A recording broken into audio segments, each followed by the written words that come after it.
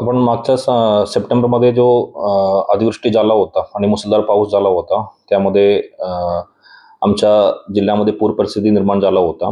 गोदावरी नदीकाठावर असेल, या मांजरा, सिंदफणा, बिंदुसरा या सर्व नदीकाठावर पूर परिस्थिती निर्माण झाला होता. त्या अनुषंगाने मोठ्या प्रमाणे शेतपिकाचे नुकसान झालं होतं. आमच्या पंचनामाची प्रक्रिया चालू आहे. अंदाजमध्ये ऑलमोस्ट 6 लाख हेक्टर याच्यापेक्षा जास्त नुकसान पूर्ण जिल्ह्यामध्ये झालेलं आहे आणि ऑलमोस्ट आमच्या 80 ते 90% पंचनामा झालेला आहे भरपूर तालुक्यामध्ये. पुढच्या 1 ते 2 दिवसमध्ये एक्झॅक्ट फिगर्स आम्हाला माहीत पडणार आहे. त्यासोबत आम्ही जो विहीरचं नुकसान झालेला असेल आणि घरात पाणी शिरलेला तसे लोकांना सुद्धा आम्ही मदत वाटपचा कार्यक्रम ज्या दिवस पूरच्या परिस्थिती आलो होतो तेव्हापासून आपण चालू केलेला आहे. आपण आधी घरात पाणी शिरलेल्या लोकांना 5,000 वाटप करत होता, पण शासनाच्या निर्णयानुसार आम्ही तो 10,000 आता केलेला आहे आणि ऑलरेडी 5,000 वाटप केलेल्या लोकांना आपण अजून 5,000 वाटप करणार आहे.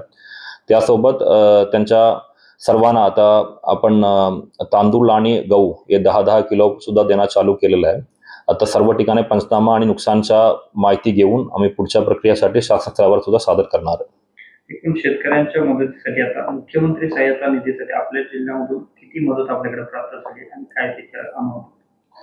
तो त्यामध्ये खूप चांगला प्रतिसाद आमच्या पूर्ण बीड जिल्ह्यामधून आलेला होता. मुख्यमंत्री सहायता निधीमधून आमच्या सर्व शासकीय कर्मचारीचा 1 दिवसचं वेतन आम्ही त्यामध्ये कॉन्ट्रीब्यूट करणार आहे. त्यासोबत DCC बँक असेल, पोलीस विभाग असेल, आमच्या आज माझ्याकडे मंगळ कार्यालय असोसिएशनचा लोक आला होता. त्यासारख्या भरपूर लोक आमच्याकडे आता मुख्यमंत्री सहाय्य निधीमध्ये त्यांचं योगदान आणि त्यांचं कॉन्ट्रीब्युशन देत आहे. त्याचा एक्झॅक्ट माहिती आता माझ्याकडे नाही आहे, पण चांगला प्रतिसाद बीडमधून आहे.